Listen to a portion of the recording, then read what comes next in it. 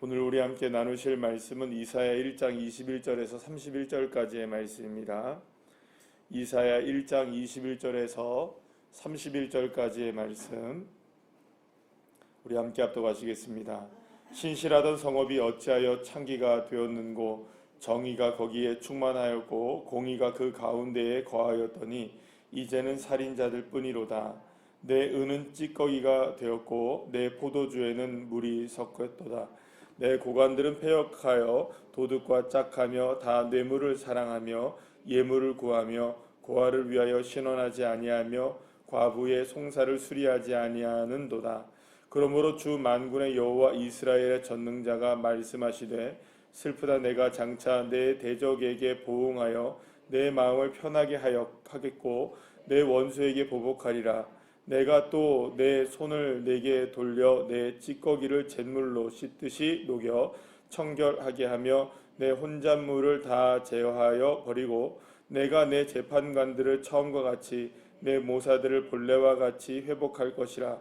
그러한 후에야 내가 그의 의의 성읍이라 신실한 고을이라 불리리라 하셨나니 시온은 정의로 구속함을 받고 그 돌아온 자들은 공의로 구속함을 받으리라. 그러나 패역한 자와 죄인은 함께 패망하고 여호와를 버린 자도 멸망할 것이라. 너희가 기뻐하던 상수리나무로 말미암아 너희가 부끄러움을 당할 것이요 너희가 택한 동산으로 말미암아 수치를 당할 것이며 너희의 잎사귀 마른 상수나무 같을 것이요 물 없는 동산 같으리니 강한 자는 삼오락이 같고 그의 행위는 불티 같아서 함께 탈 것이나 끌 사람이 없으리라. 아멘. 할렐루야. 하나님은 우리와 함께 하시길 원하십니다. 그러나 함께 하지 못하는 상황에 대해서 굉장히 안타까워 하시는 분이 하나님의 마음이십니다. 물론 하나님은 우리에게 은혜와 자비와 긍휼을 한없이 베풀어 주시고 또한 저와 여러분의 모든 죄악을 용서해 주시는 진홍같이 붉을지라도 양털같이 희게 하시길 원하셔서 우리와 함께 변론하기를 원하시고 우리의 잘못이 뭔지를 한번 이야기를 해보자. 그래서 우리를 고쳐서 쓰시기를 원하시는 늘 하나님은 그렇게 우리에게 기회를 주시는 하나님이십니다. 참 긍휼과 자비와 사랑이 풍성하신 하나님이시죠. 그러나 우리가 잊지 말아야 될 한 가지는 뭐냐면 그 긍휼과 자비와 은혜의 하나님인 동시에 주님은 정의와 공의의 하나님이시기도 하시다는 겁니다. 마냥 우리를 기다려 주시지만은 않는다는 겁니다. 반드시 하나님은 그 죄에 대해서 죄값을 물으시고 그 죄를 없다 하지 않으시고 그 죄에 대해서 분명히 대가를 치르게 하시는 분이 하나님이시라는 것을 우리는 결코 잊지 말아야 하는 것입니다. 그러니까 이런 겁니다. 지금은 당장 괜찮습니다. 지금은 당장 아무렇지도 않습니다. 여러분들 하나님이 우리가 짓는 죄에 대해서 그때그때마다 만약 보응을 하신다면 우리 남아있을까요? 안 남아있을까요? 안 남아있어요. 하나님이 지금 저와 여러분에게 참아주시고 긍휼과 자비를 베풀어 주시니 괜찮은 겁니다. 그죠? 그냥 괜찮은 겁니다. 그러나 이게 계속 쌓이다 보면 어떻게 될까요? 이게 문제가 심각해지는 거예요. 골마 터질 때가 있는 겁니다. 괜찮아 보이지만 언젠가는 이게 문제가 분명히 될 때가 있다는 거예요. 그러니까 하나님이 참으시니까 계속 참아 주시는 하나님이시구나. 은혜를 베풀어 주시는 하나님이시구나. 긍휼과 자비의 하나님이시구나. 여기까지는 생각하는 건 감사한 건데 공의와 정의를 베푸신 하나님을 만나게 되면 이제 우리가 보통 그런 얘기 하잖아요. 하나님의 은혜가 아구까지 차야 된다고 얘기하잖아요. 그죠? 그러면 하나님의 은혜가 넘쳐나잖아요. 그죠? 그럴 때 비로소 우리에게 그 오병이어의 기적이 일어나고 물로 포도주가 베풀어주는 은혜가 일어나고 할렐루야. 그런 은혜가 일어난다고 말씀하잖아요. 근데 마찬가지로 우리의 죄악이 아구까지 차게 되면 그때 하나님은 공의와 정의를 우리에게 딱 잣대를 들어대시는 겁니다. 그럴 때는 빼도 박도 못하는 거예요. 우리의 죄에 대해서 반드시 책임을 져야 되는 일들이 벌어지죠. 그러니까 지금은 괜찮아요. 당장은 죄를 져도 뭐 문제가 있을까요, 없을까요? 없어요. 그냥 괜찮은 거죠. 뭐 한두 번, 뭐 예배 이렇게 드려도, 기도를 저렇게 해도. 여러분 오늘 본문 말씀 보세요. 22절 말씀에 보시면 이런 얘기를 하십니다. 내 은은 찌꺼기가 되었고 내 포도주에는 물이 섞였도다. 자, 그럼 보세요. 은의 찌꺼기가 되어도 은은 여전히 뭡니까? 이 은은 은이라고 얘기할까요? 은에 불순물이 들어와도 은은 은이라고 얘기할까요? 은이 아니라고 얘기할까요? 자, 보세요. 여러분들 순금 99.99%가 금이죠, 사실은. 그걸 금이라고 얘기하죠. 근데 24K도 금인가요? 금이 아닌가요? 18K는 금인가요? 금이 아닌가요? 14K는 금인가요? 금이 아닌가요? 금이라고 불리죠. 그럼 24K가 들으면 뭐라고 그러겠어요? 어디서 그런 얘기 하겠어요? 안 하겠어요? 그래도 14K는 뭐라고 합니까? 그래도 나는 금이야. 포도주가 100% 포도주가 있어요. 그러면 그 포도주예요. 그죠? 근데 거기에 50%가 섞였어요. 포도주에 아니에요. 10%가 섞였어요. 포도주에 아니에요. 그럼 100% 포도주가 볼 때 뭐라 그러겠어요? 가짠죠. 여러분 이게 아무것도 아닌 것 같아 보이지만 지금 얘기하고 있는 게 그 얘기입니다. 은이 찌꺼기가 되었고 포도주에는 물이 탔다. 여전히 포도주는 포도주라고 한다니까요. 금과 은은 금과 은이라고 얘기를 한다니까요. 그런데 알고 보니 그 안에 뭐가 많은 겁니까? 불순물이 많고 섞여지지 말아야 될 것이 많으면 나중에는 어떻게 될까요, 여러분? 버립니다. 쓰임받지 못합니다. 분명히 나중에는 들통이 나요. 언제까지는 참아주고 언제까지는 기다려준단 말이에요. 그러나 그것이 언제까지겠냐 이거예요. 언제까지겠느냐. 하나님이 우리와 함께 하시길 원하셔서 함께 해주십니다. 그건 놀라운 은혜입니다. 그죠? 얼마나 놀라운 은혜입니까? 그러나 언제까지요? 언제까지? 그 모습으로 언제까지 우리를 하나님이 받아주시겠느냐? 언제까지 그 모습으로 받아주시겠느냐? 하나님이 우리의 모습을 모르실까요, 여러분들? 우리의 부정직한 모습을 모르실까요? 여기 보십시오. 26절에 23절에 보시면 고관들 패역하였고 도둑과 짝하고 뇌물 사랑하고 예물을 구하지 않고 과부를 돌보지 않는다. 제가 어제 그 기막힌 하나 그 이야기를 봤어요. 그 한문철 아저씨 아시죠? 그 변호사님. 그 이야기가 나오는데 하나가 나오는데 억울하게 그 가는데 1차선으로 가는데 신호를 보고 횡단보도였는데 신호보도에 멈췄다가 신호를 보다가 한 2초 후에 좌우를 살피고 출발을 살짝 한 거예요. 그런데 갑자기 뒤쪽에서 출발하는데 뒤쪽에서 횡단보도를 건너려고 오는 사람을 쿵 부딪힌 거예요. 누가 잘못한 거예요, 여러분들? 그 사람은 이미 그러니까 신호가 바뀌어져 있는데 건너오다가 그것도 뒤쪽에서 건너오다가 툭 부딪힌 거예요. 그런데 이게 그 사람이 다행히 크게 다치지는 않았지만 인사사고잖아요. 그래갖고 이게 직결 심판으로 넘어간 거예요. 근데 판사님한테 가가지고 제발 그러니까 벌금 10만 원을 물었대요. 제발 내 블랙박스를 34초만 봐달라. 다른 거 말고 34초만 봐달라. 그런데 판사가 어떻게 했느냐. 정식재판 청구하세요. 그러고서 유죄를 쿵 때려서 10만 원을 내버렸대요. 그냥 34초를 못 봐줘서 판사가. 너무 억울해서 이 일을 누구에게 알렸느냐. 한문철 변호사님께 알렸다는 거예요. 제가 그거 기가 막혔어요. 요즘에 여러분들 그거 아시죠? 울산의 판사 한 명이 성범죄를 저질러가지고 형사재판에서 배제가 되었다. 그런데 그 이야기를 어제 뉴스를 통해서 이렇게 들어보니까 어떤 얘기를 하냐 하면 라디오 뉴스에서 무슨 얘기를 하냐면 그런 얘기를 하시더라고요. 예전에도 그런 일이 있었대요. 그런데 판사들은 여러분들 이 법적인 책임을 안 지는데네요. 왜냐하면 판사기 때문에. 법적인 책임을 안 지신대요.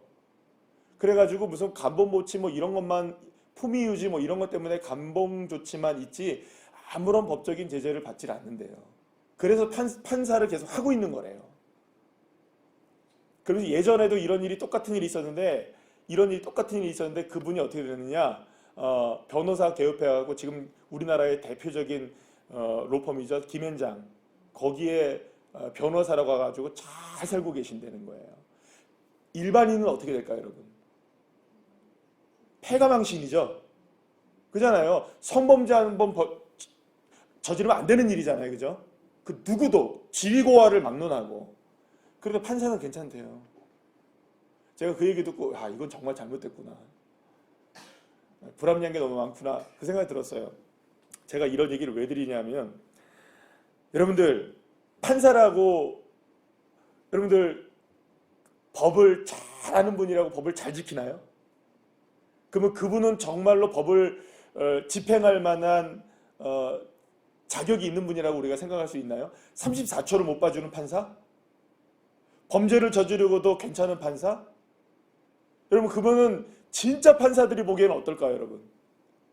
정말 정직하게 판사 일을 하시는 분들한테 보면 그 사람들은 진짜 판사일까요? 기가 막힐 노릇인 거예요. 언제까지 참아줄 수 있을까요? 사랑하는 여러분, 예수 믿는 우리들, 하나님의 자녀들, 하나님의 자녀입니다. 우리 예수 믿습니다. 언제까지 주님이 참아주실까요? 우리 예수 믿는 사람들이라고 얘기할 수 있을까요? 정말로 예수 믿는 사람들 앞에서, 정말로 신실한 하나님의 사람 앞에서, 정말로 마음을 다해 뜻을 다해 예배하며 기도하며 주님을 향하여 나아가는 그런 사람들 앞에서 제가 이런 얘기를 하는 것도 저 자신 스스로도 부끄러운 거예요. 지금 진짜로 신실한 목사 앞에서 저는 목사라고 이해할 수 있을까요? 여러분들은 진짜로 신실한 그리스도인들 앞에서 정말로 신실한 그리스도인이라고 얘기할 수 있을까요? 언제부턴가 어느 순간부턴가 나도 모르는 사이에 은과 금인 것 같아 보이지만 찌꺼기가 섞여 있는, 포도주인 것 같으나 물이 섞여져 버린, 여러분, 아니라고 우리가 얘기할 수 있을까요? 우리의 예배 어떨까요, 여러분? 어제 말씀을 우리가 들었잖아요. 우리의 예배, 우리의 기도, 우리의 찬양, 우리의 모든 것, 이런 신앙의 행위들과 이런 모든 것들이 그저 주님 앞에 나오기를 좋아해서 하는 일들이 아닌가요? 나왔다고 되는 일일까요, 그게? 주님이 오늘 이런 얘기를 하십니다. 26절 말씀에 내가 본래와 같이 회복시킬 것이다. 여러분들, 이게 은혜입니다. 놀라운 은혜입니다. 그런데 본래와 같이 회복시킬 것이라는 이 말씀에는 정말 무서운 말씀이 들어있는 겁니다. 이제는 관가하지 않을 거라는 거죠. 하나님 그냥 내버려두지 않을 거라는 겁니다. 그러면 여러분 한번 잘 보세요. 14K를 생각해 봅시다. 14K의 입장에서 본다면 14K로 살아가는 것도 금으로 살아가는 거죠. 근데 이 14K를 완전하게 24K로 만들려면 여러분들 어떻게 해야 되나요? 얘를 녹여서 불에다가 녹여서 불순물을 제거해버리고, 제 이 반지가 이게 몇 K냐면 18K예요. 요 18K 반지를 제 차고 있는 요 작은 반지 하나를 24K로 지금 바꾸려면 방법은 없어요, 여러분들. 요걸 빼다가 녹이면 요거 반의 반밖에 안 나오는 거예요, 그죠? 반의 반은 나올까요, 안 나올까요? 반의 반도 안 나오는 거예요. 진짜 내 모습이 남아야 되는 거예요. 하나님이 태워버리시는 거예요. 불순물을 제거하는 일이 일어나야 되는 거예요. 무서운 일이지만 감사한 일입니다. 회복시킨다는 건 이런 의미가 있는 거예요. 사랑하는 여러분, 우리는 이런 생각을 많이 합니다. 회복시켜주세요, 회복시켜주세요, 바꿔주세요, 변화시켜주세요 얘기는 하지만 이런 회복은 원하지 않아요. 많은 분들이, 그리스도인들이 이런 회복을 원하지는 않는다고요.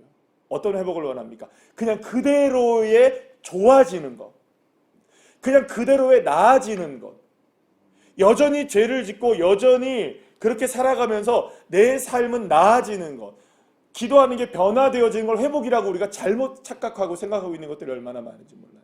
그러면 그건 회복일까요, 여러분? 그건 변할까요? 아니죠. 여전히 14K로 18K로 살아가는 거예요. 거기에다가 뭐 하는 겁니까?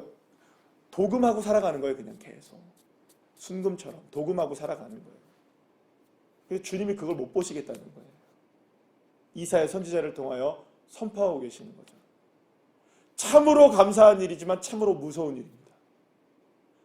왜요? 24K가 될 수 있는 기회니까. 얼마나 감사한 일입니까? 그러나 참으로 무서운 일이에요. 어디를 들어갔다 나와야 되니까. 불 속에 들어갔다 나와야 되니까. 그 불이 뭡니까, 여러분? 십자가의 예수 그리스도의 은혜이십니다. 사랑하는 여러분, 예수 그리스도의 십자가의 은혜에 푹 담겨지시기를 축복합니다. 그래야 새로워질 수 있는 거죠. 그래야 바뀌어질 수 있는 거죠. 나의 인생이, 나의 삶이 그 삶을 살아갈 수 있는 삶이 되어야죠. 그냥 우리가 오늘, 사랑하는 여러분, 오늘 새벽에 주님 앞에 나와서 예배드린 여러분들이 얼마나 축복된 자리에 있는 겁니까? 그죠? 할렐루야. 그런데 우리가 여기에 나와 있다고 만족스러운 건 아닌 거예요. 물론 우리가 이 시간에 우리를 만족시키고자 예배를 드리는 거는 드리는 것도 아닙니다.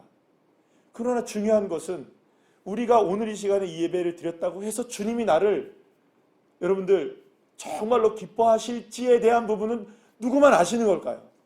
주님이 아시고 나는 알아요. 왜냐, 우리의 모습 가운데 이런 은은 찌꺼기가 되었고 포도주에는 물이 타져 있는데도 불구하고 그걸 모르는 상태에서 주님 앞에 나와서 예배드렸으니 주님 나 회복된 거죠? 이렇게 생각한다면 그거는 하나님이 계속 그게 될 경우에는 언제까지 그것을 참아주신다는지는 우리가 보장할 수 없는. 그러니까 주님이 기다려주시고 참아주시는 것이 은혜입니다, 여러분. 그때 내 스스로가 뭘 해야 됩니까? 아이고 빨리 그냥 빼서 이걸 어디다가 그냥 불 속에다가 집어넣는 게 낫지. 내 스스로가. 내가 스스로가 주님을 찾아와서 나를 변화시키고 결단하고 바꾸는 게 낫죠. 그죠? 그렇게 삶을 결단하고 바꾸는 게 낫지. 그냥 무늬만 여전히 그렇게 남아있는 것만으로는 우리가 언제까지 주님께서 기다려주고 참아주실 수 있느냐. 그거는 모르는 일입니다. 아무도 모르는. 오늘까지는 참아주실 수 있어요. 그러면 그거 잘 아시잖아요.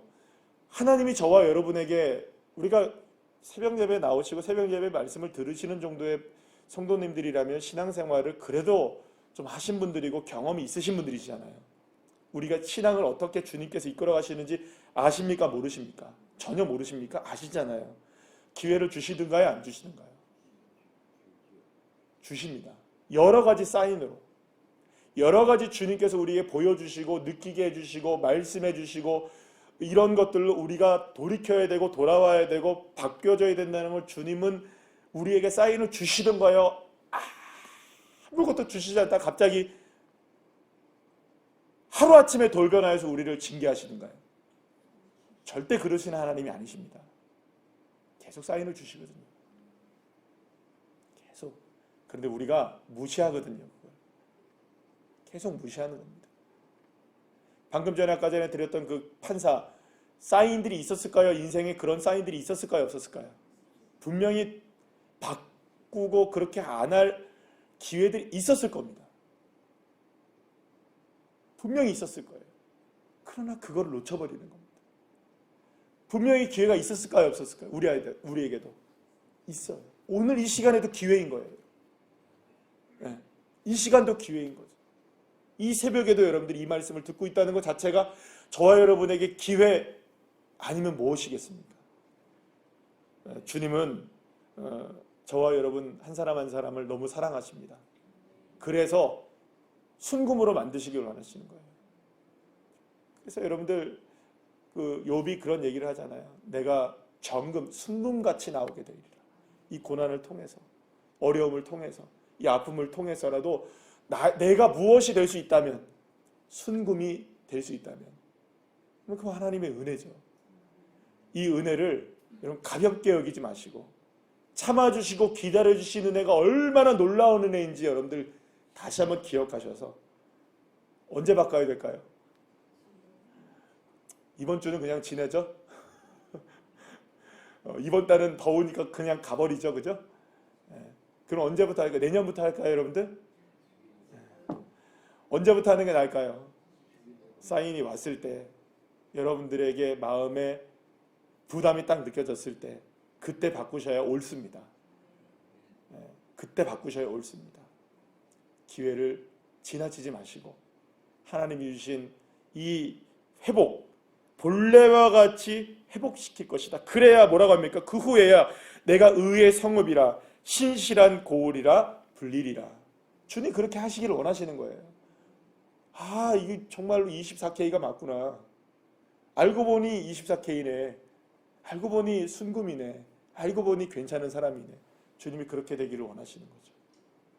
그렇게 회복되어지는 저와 여러분 한 분 한 분 다 되시기를 간절히 축복합니다. 기도하시겠습니다.